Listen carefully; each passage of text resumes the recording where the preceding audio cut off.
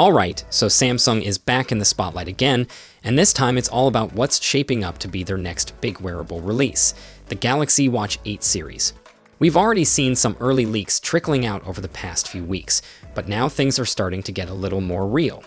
For the second time in just a matter of days, fresh details have surfaced, and this latest one gives us our very first hint about the battery situation for at least one of the upcoming models. Let's rewind a bit first. Back in late March, some eagle-eyed folks spotted new firmware for both the Galaxy Watch 8 and the Galaxy Watch 8 Classic. That leak pointed to 4 different versions in the lineup, 2 regular models and 2 classic models.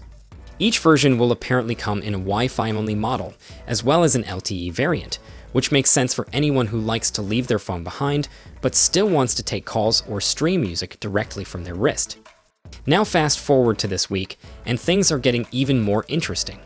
Some new regulatory filings just popped up in South Korea's Safety Korea certification database.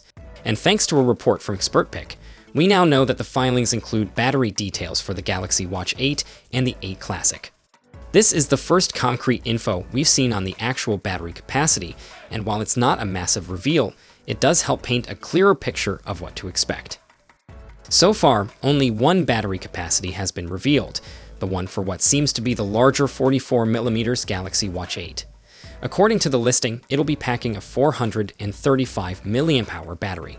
For comparison, that's just a small bump up from the Galaxy Watch 7, which had a 425 mAh battery. So yeah, technically it's an upgrade, but let's be honest, it's a very minor one. We're talking about a difference that probably won't make much of a noticeable impact in daily use.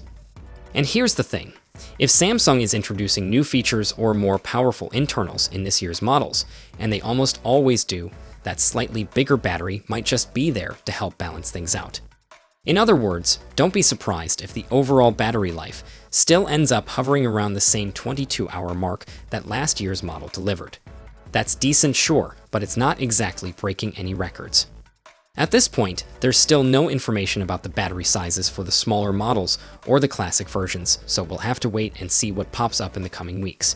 And for those wondering about the Galaxy Watch Ultra 2, there's no sign of it in any of the filings so far. That could mean Samsung is skipping the Ultra this year entirely, possibly alternating between the Classic and Ultra models every other year. Not confirmed, but it wouldn't be a surprising move. So yeah, while this leak doesn't give us anything earth-shattering, it does help confirm that Samsung's got new smartwatches on the way, and we're getting closer to seeing the full picture. If you're someone who's been holding out for the next upgrade, or just curious about how the Galaxy Watch 8 might stack up, this is the kind of breadcrumb you want to keep an eye on.